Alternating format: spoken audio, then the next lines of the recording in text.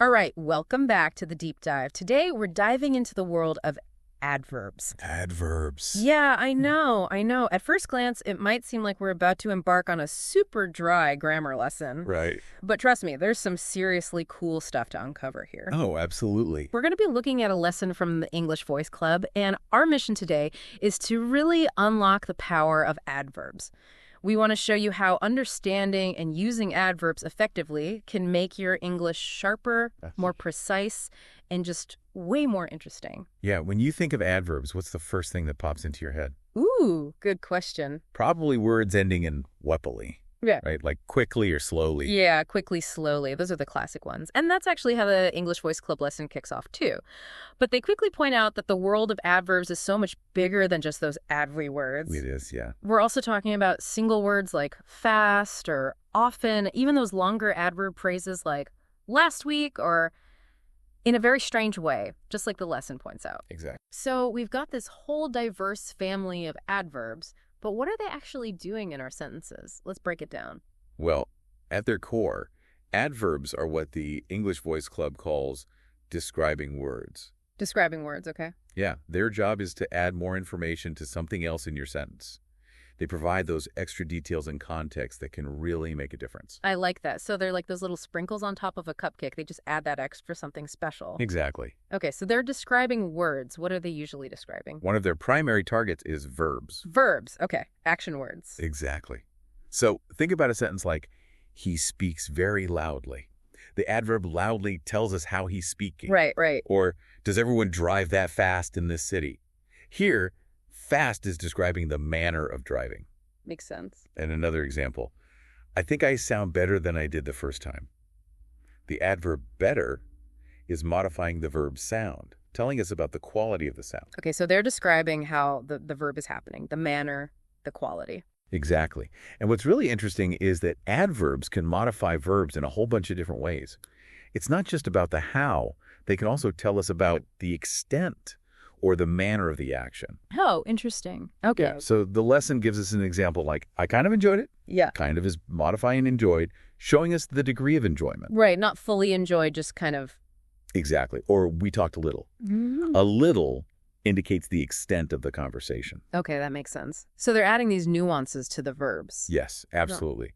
And they can also give us those crucial details about when, where, or how often something is happening. Oh yeah, time, place, frequency. Those are important. Definitely. Think about these examples. Let's meet at 8 o'clock. At 8 o'clock specifies when the meeting is happening. Right. She moves overseas after she graduated. Overseas tells us where she moved. Okay. And I don't often have time to cook for myself. Often indicates the frequency of cooking. Yeah, so they're not just about the verb itself, but also the context surrounding it. Exactly. And as the English Voice Club reminds us, these adverbs can be single words or entire phrases, giving us that extra temporal or spatial information.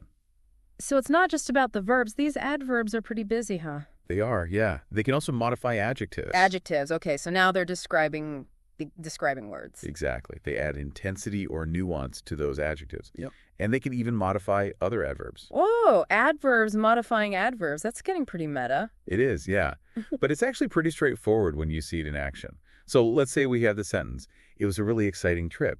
The adverb really is intensifying the adjective exciting. Right, really exciting. Yeah. Or it's too hot in here. Too is modifying the adjective hot, indicating the degree of heat. Okay. And we can even have an adverb modifying another adverb, like in she works incredibly hard. Incredibly hard. Yeah, incredibly is modifying hard, which itself is an adverb describing how she works. So it's like a chain reaction of description. It is, yeah. Adverbs adding layers of meaning on top of each other. I'm starting to see how these little words can really pack a punch. Absolutely. And one of the really cool things about adverbs is that they can also express your own perspective or opinion about a situation. Oh, interesting. So they're not just about objective description. Right. The English Voice Club calls these comment adverbs. They allow you to weave your attitude into what you're saying. I like that. Okay, give me an example. Sure. So think about the sentence. She's obviously the best. Obviously isn't just describing one word. It's your assessment of her being the best. Right. It's like you're adding your own 2 cents. Exactly. Or apparently they're not sure. Apparently signals that the information is secondhand or maybe not completely reliable. Okay, interesting. And another one. Fortunately, we were able to recover the files. Fortunately conveys a positive feeling about the outcome. So these common adverbs are letting us add our own spin on things. Exactly. They add that extra layer of subjectivity and personal perspective. Okay, so we've seen how versatile adverbs are. They can describe verbs, adjectives, other adverbs, even whole sentences. They can add details about time, place, frequency, and they can even express our own opinions and attitudes. Now, I'm curious about how these adverbs actually come into being. Is there some kind of adverb factory where they're made? Haha, not exactly. You might think there's a complicated set of rules for forming adverbs, but the English Voice Club makes a really important point right off the bat. For most English adverbs, you don't actually need to form them. They just exist in their adverb form. Oh, that's interesting. Yeah, words like to, very, sometimes, some ways, here, and soon are all adverbs just as they are. So they're ready to go right out of the box. Exactly. But then there are those other adverbs, the ones that do seem to follow some kind of rule, like those angularly adverbs we talked about earlier. Right, they're angularly adverbs. Those are usually formed from adjectives, especially the ones that describe how an action is performed, the adverbs of manner. Okay, adverbs of manner. Got it. Yeah, so the classic rule is adding that solely suffix to the adjective. The source gives us the example of slow becoming slowly. In the sentence, he eats very slowly. Right, he eats very slowly. And we see this pattern with a lot of adjectives. Quiet becomes quietly, nice becomes nicely, clear becomes clearly. So it's a pretty common pattern. It is, yeah. But of course, English wouldn't be English without a few exceptions and quirks along the way. Of course not. The lesson points out some key exceptions to that subtly rule. Oh, good. I was hoping for some exceptions. First, if an adjective ends in y, we usually change that y to "ily" when we're forming the adverb. So healthy becomes healthily, lazy becomes lazily, happy becomes happily. Okay, so Y to Iley. Got it. Another important thing to remember is that some words can actually function as both adjectives and adverbs without changing their form at all. They're like linguistic chameleons. Oh, interesting. Give me an example. Sure, a great example is the word fast. You could have a really fast worker, where fast is describing the noun worker. And you can also have he works really fast, where fast is describing the verb works. Same word, different grammatical role. So context is key. Exactly. Another example is the word better. You can say a better dancer, where better is describing the noun dancer, or you dance better, where better is describing the verb dance. Okay, so some words are flexible like that. They can wear multiple hats. Exactly. Now, we also have a group of adjectives that already end in "ply," like ugly, friendly, likely, or oily. Oh, yeah, those are tricky. They are, yeah. These are adjectives, and you can't just assume they have a corresponding adverb form by keeping that seemedly. Right, you wouldn't say someone acted unlikely in the same way you'd say they acted quickly. Exactly. Okay, so those are kind of a special case. They are. And then finally, we have the irregular adverbs. Ah, yes. Irregulars. Always love those. The English Voice Club mentions fast and better here again. But the big one to keep in mind is the irregular form related to good. Good, yeah. The adjective is good, like in she's a good writer. But when we want to describe how she writes, we use the adverb well, as in she writes well. Right. Good for the noun, well for the verb.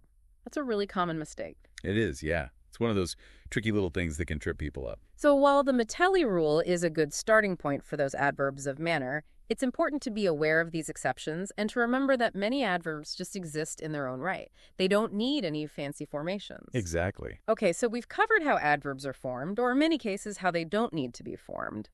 But let's tackle a really fundamental question here. What's the difference between an adjective and an adverb? Yeah, that's the core of the matter. The English Voice Club puts it very clearly.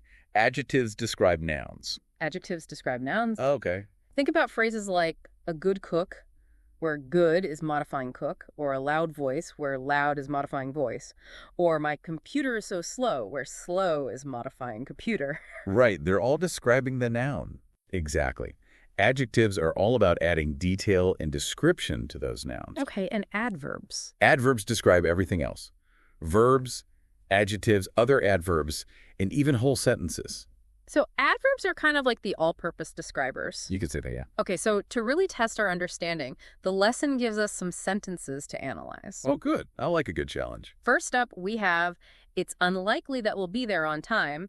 Is unlikely an adjective or an adverb? In this case, unlikely is functioning as an adjective. It's describing the likelihood of us being there on time. Right. It's not describing the verb be, it's describing the whole situation. Exactly. Next sentence. I found the exam really hard. Ooh, exams. Never fun. No, they're not. So what do you think? Is hard an adjective or an adverb here? Well, it seems like it's describing the exam itself, so I'd say adjective. You're absolutely right. Hard is an adjective describing the noun exam, telling us about its difficulty. Okay, next sentence. I worked really hard preparing for the exam. Okay, so how about hard in this sentence? Adjective or adverb? This time it seems like hard is describing how I worked, so I'd say adverb. You got it. Hard is an adverb here, modifying the verb worked, indicating the manner of preparation. Okay, last one. He hardly studied at all, but he got a high score. Lucky him. So what about hardly? Adjective or adverb? Well, in this case, it seems like hardly is describing how much he studied, so I'd say adverb. Exactly. Hardly is an adverb modifying the verb studied, indicating the very small degree to which he studied. It's amazing how one little word can have such different functions depending on its role in the sentence. It is, yeah. And as you pointed out earlier, you can't always rely on the form of the word to tell you whether it's an adjective or an adverb. Right. Unlikely ends in stemly, but it's an adjective in that sentence, while hard doesn't have that ending, but can be either an adjective or an adverb. Exactly. So the key takeaway, as the English Voice Club emphasizes, is to look at what the word is actually doing in the sentence. Ask yourself, what job is this word performing? Is it describing a noun? If so, it's an adjective. Is it describing something else, like a verb, adjective, adverb, or even the whole sentence? Then it's an adverb. So function over form. Got it. Exactly. Now, once you've identified your adverbs, the next big question is, where do they go in a sentence? Yes. Adverb placement. The dreaded word order conundrum. The English Voice Club is refreshingly honest about this. They admit that word order rules for adverbs in English are complicated. They're not wrong about that. No, they're not. There are some general tendencies and guidelines, but it's not always a set of hard and fast rules. Right, and sometimes it seems like those rules are more like suggestions. Exactly. So their first piece of advice is a good one. When in doubt, trust your ear. If it sounds right to a native speaker, it's probably correct. That's always a good rule of thumb. But the lesson does try to bring some order to the chaos by categorizing adverbs into 5 main types. Right, the 5 types we touched on earlier. Let's go through them again. Okay, first up we have adverbs of manner. These describe how something is done. Words like fast, lazily, well. Okay, how it's done. Then we have adverbs of time and place. When and where. Exactly. Words like yesterday, here, in 5 minutes. Got it. Next are adverbs of frequency. How often? Right. Words like often, sometimes, never. Okay. Fourth, we have adverbs of degree. These describe the intensity of something. So words like very to a little. Exactly. And finally, we have the comment adverbs, which express your opinion or perspective on the situation. Right, like unfortunately, basically, obviously. Exactly. Okay, so those are our 5 main categories. Now, how does knowing this help us with word order? Well, the general placement of an adverb often depends on which category it falls into. Okay, so let's go through each category and see what the typical placement is. Sounds good. Let's start with adverbs of manner. Adverbs of manner, okay. These usually follow the verb or the verb phrase they're modifying. So you'd say, he drives slowly, or she sings well. Okay, after the verb. Right. And if there's a verb phrase, the adverb of manner usually comes after the whole phrase, like, she didn't handle the situation well. Okay, makes sense. What about adverbs of time and place? Those typically go at the end of the sentence or clause. Mm-hmm. For example, let's leave in half an hour, or is there a bank nearby? Okay, at the end. And what if you have both a time adverb and a place adverb in the same sentence? In that case, the convention is usually placed before time. So you'd say, she was here 10 minutes ago. Okay, place then time. Got it. Now, what about those adverbs of frequency? Where do they like to hang out? Those usually go before the main verb. So you'd say, I usually get up early, or they hardly ever talk. Before the main verb, okay. But there's a little exception with the verb be. If be is the main verb, the adverb of frequency comes after it. So you'd say, he isn't often so talkative. Be always has to be special. It does, yeah. Okay, so adverbs of frequency before the main verb. Unless it's be, then it goes after. Exactly. What about adverbs of degree? Those are usually pretty straightforward. They come right before the word they're modifying. So it's absolutely freezing, or she took the news very calmly. Exactly. Okay, and lastly, those comment adverbs. Where do they like to sit? They often like to be at the very beginning of the sentence, setting the stage for what's to come. Examples include, basically, you've got two options, or eventually we had to admit. Okay, so they're kind of like scene setters. Exactly. Now, the English Voice Club brings up a really important point about verbs with two parts, those that have an auxiliary verb and a main verb. Right, like is going, have eaten, we'll see. Exactly. Ah. What happens to the adverb in those cases? Well, in those sentences, most adverbs will go right in the middle, between the auxiliary verb and the main verb. Oh, interesting. So it's like they're splitting the verb in two. You could say that, yeah. Okay, so the lesson gives us some examples of this. It does. Let's go through them. Okay, first one. They didn't even tell us they'd be late. Perfect. Even is snuggled right between didn't and tell. Okay, next one. I've just spoken to her. Right. Just is sitting between have and spoken. Next. He's quickly becoming one of our most valuable team members. Quickly is right there between is and becoming. Okay, next. I can probably do it by next Wednesday. Probably. Is perfectly positioned between can and do. And lastly, she hasn't always been like that. Always is nestled between hasn't and been. So in all of these examples, the adverb is right there in the middle, dividing those two parts of the verb. Exactly. And as the lesson points out, that middle position is really important to remember. It's a common spot where learners sometimes get the word order wrong. Right, so it's a key rule to keep in mind. It is. But the lesson also throws in another important nuance about adverb placement. Sometimes there isn't just one single correct spot for an adverb. Oh, interesting. So there's some flexibility. There is, yeah. Take Yeah. the sentence. He can be very moody sometimes. You could also say, sometimes he can be very moody. Right, both sound grammatically correct to me. Exactly. Both are perfectly fine. And that slight shift in position can actually create subtle differences in emphasis or meaning. Putting sometimes at the beginning might draw more attention to the occasional nature of his mood. Oh, that's interesting. So it's not just about being grammatically correct, but also about choosing the placement that best conveys the intended meaning. Exactly. So there are general guidelines for adverb placement, but there's also room for stylistic choice and subtle nuance. To sum it all up, adverbs are incredibly versatile and powerful words. They do so much more than just describe verbs. They add those vital details about how, when, where, how often, and to what extent things happen. And they even let us inject our own opinions and perspectives into our sentences. While some adverbs are formed from adjectives, often with that ifly ending, many exist independently. And when it comes to word order, there are general patterns based on the type of adverb, but there's also a certain degree of flexibility that allows for subtle shifts in meaning and emphasis. And by understanding how adverbs work and where they typically go in a sentence, you gain a real advantage in your English communication. You can express yourself with greater precision and nuance, adding richness and depth to both your spoken and written English. It's really amazing how such small words can have such a huge impact on the way we communicate. It is, yeah. So here's something for everyone listening to think about. Consider how subtly the placement of just one adverb can completely change the focus and the message of a sentence. The next time you're reading or listening to English, pay close attention to where those adverbs are placed and what they seem to be highlighting. What does that placement tell you about what the speaker or writer truly wants to emphasize? It's a small grammatical detail that holds a surprising amount of power. Absolutely. That's all for this deep dive into the world of adverbs. Thanks for joining us, and we'll see you next time for another exciting exploration of the English language. See you next time.